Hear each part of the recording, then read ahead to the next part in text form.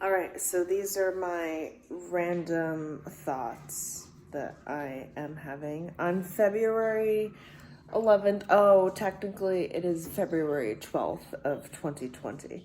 But I had a really long day, a long, awesome day. Today was my 3-year anniversary of going to Camp Rhino, and I was feeling a little down. Atticus needs to go outside because he is pawing at the door. So let me do that. And I didn't mean for my fucking YouTube videos to be of me in no fucking makeup, but that's just how it ended up being. My makeup looked fucking bomb earlier, by the way. I just want to fucking point that out. Okay, go, go, go. This is what I need to tell the special dog.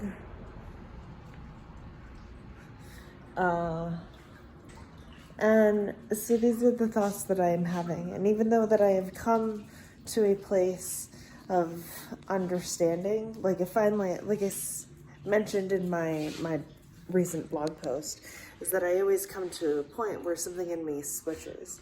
And finally I get to that comprehension, and I think that's just a sign of both maturity and understanding of oneself, and also just being tired of all the fucking bullshit, is being able to switch. Like when I am into someone, I'm really fucking into them, and like I said, like I fall in love very easily because I really want to love, and I want to have that person love me as much as I love them, and love them unconditionally.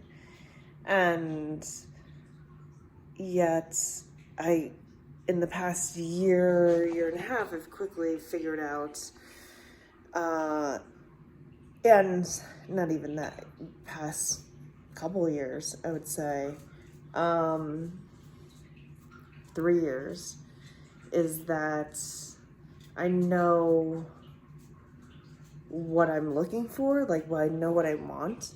And my ex, the color scientist, like I really appreciate him because he loved me more than I loved him, and I think that was a very good relationship for me to be in.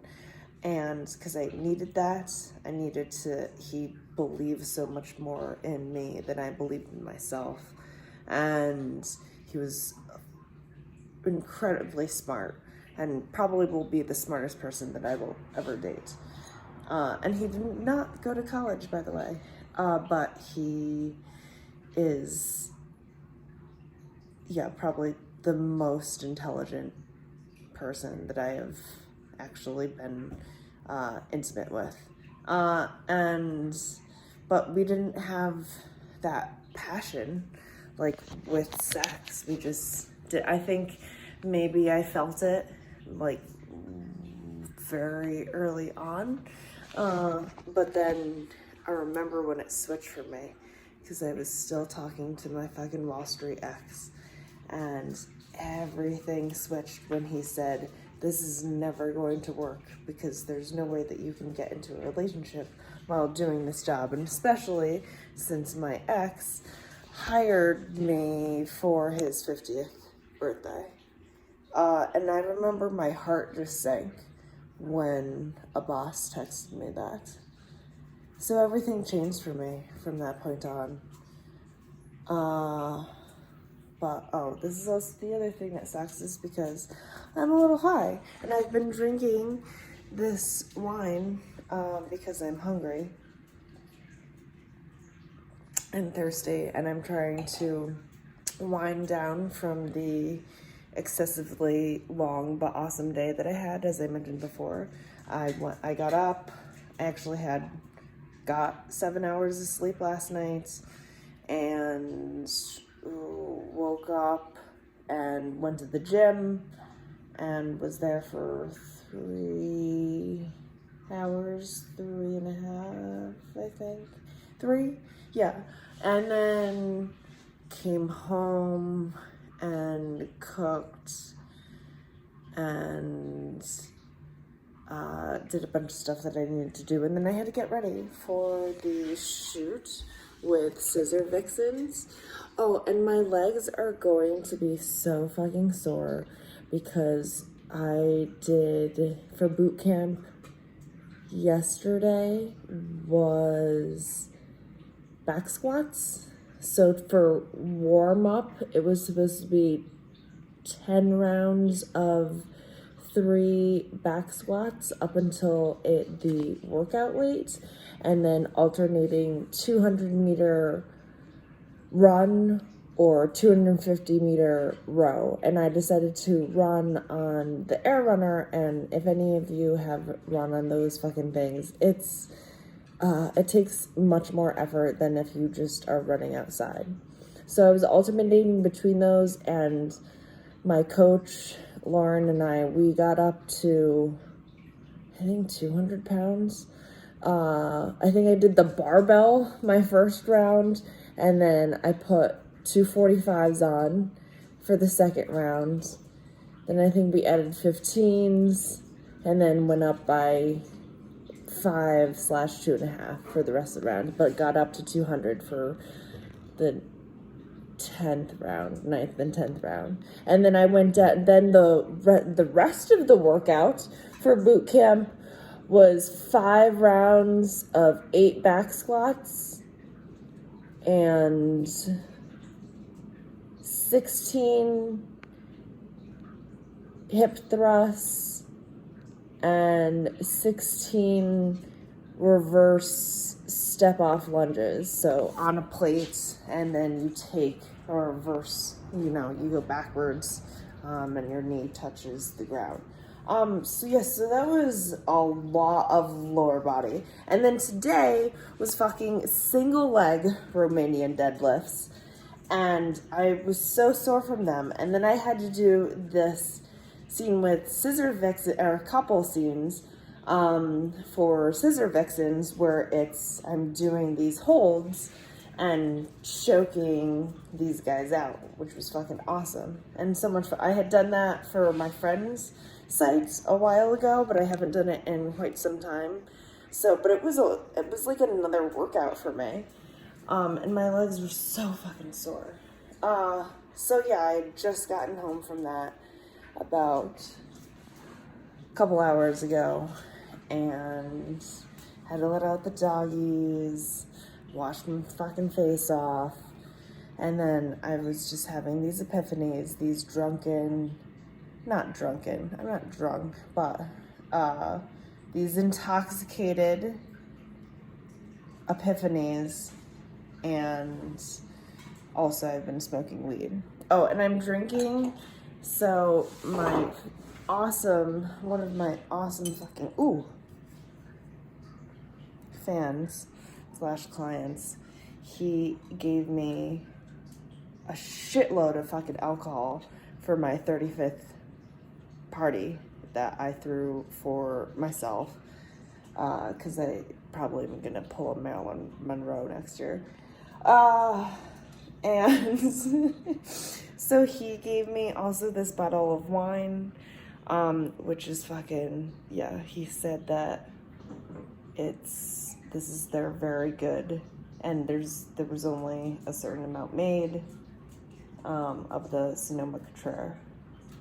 So, yeah, and I mean, I opened this up last Friday, yeah, and I had it with the salmon that I cooked for myself and my very cute 25-year-olds that I've been fucking around with. But like I said, I learned that I'm so much fucking smarter than him, which is usually always the case, which is fine. Like, I don't mind. I was thinking about this. I don't mind teaching him stuff. Like, I want to, I fell for him, so I want to help him, and be the best version of himself that I know that he can be, right? Like, that's what you're supposed to do when you love someone. You're supposed to want to improve yourself for the benefit of not only you, but you yourself is important, but then for the benefit of you and your partner. So, you know, and you're supposed to push each other. As I've said this before, that's what a relationship is supposed to be, that I think it's supposed to be. You're supposed to help each other and support each other and push each other to be the best versions of yourself. And physiologically, I know why I like him so much, because he's 6'2" and he's cute and handsome, and I feel safe with him. And you know, he likes dogs, and he has been very kind to me. But at the same time, I'm tired of all these fucking bullshit excuses that boys fucking give to me, when I realize of them just being so emotionally immature. I mean, and even not just 25-year-olds, but my Canadian ex, I will call him, he was 41, and I dated him from January to July of 2019. And I really and we had amazing fucking sex. And that's why I really enjoyed my time with him. It was a lot of fucking fun. But he has still had so much stuff to work through. And it turns out he's not so great of a fucking person.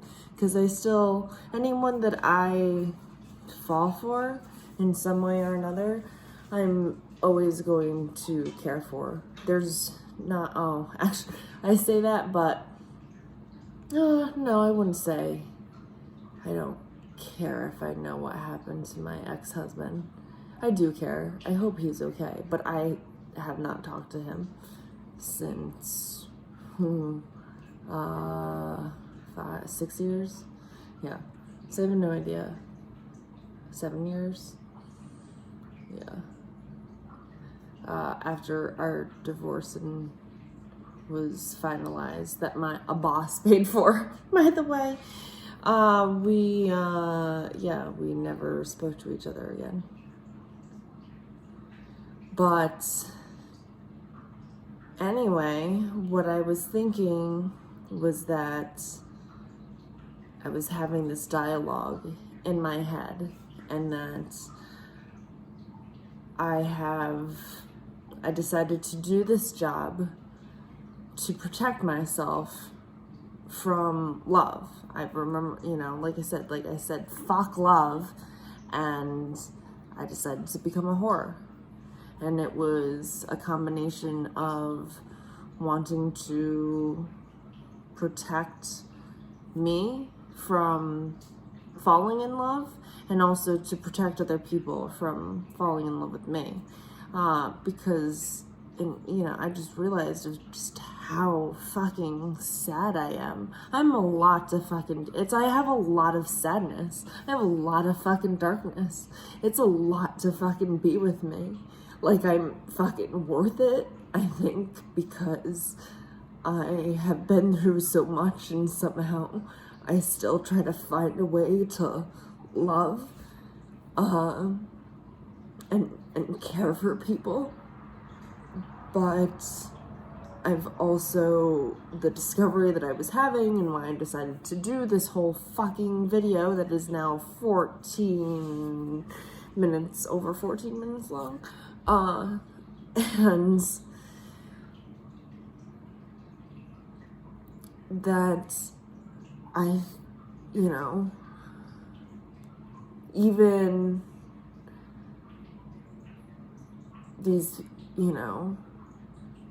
these boys, if they figure out that any of that, and usually it does, it sometimes happens, they come to the realization that all I wanted to do was just care about them. And once they come to that, I know I've kind of I've tainted myself because of what I do. Like, who is going to fall in love with a whore? Like, no one falls in love with a whore. And so now I've essentially cursed myself, right? And prevented myself from the one thing that I want most, and that's love. I just want unconditional love. And I want to fuck all the time. That's another thing, like, I'm a very sexual person. I want to fuck. That's what I loved about being with a boss. We would fuck all the time. Like, and he had the money where we could go and take these trips, and we would just, we would have fuckations, basically. Just go to a hotel, in Manhattan, even though he had an apartment in Manhattan, and we lived in Brooklyn. We would go, and we even went to there's some, like, fuck motel on the west side. People will probably know what I'm talking about. And it's not the standard, but it's definitely one of these standalone, you can rent it. I remember we did coke, we did some Molly, and there's porn in the rooms. Fucking great. It's awesome fucking time.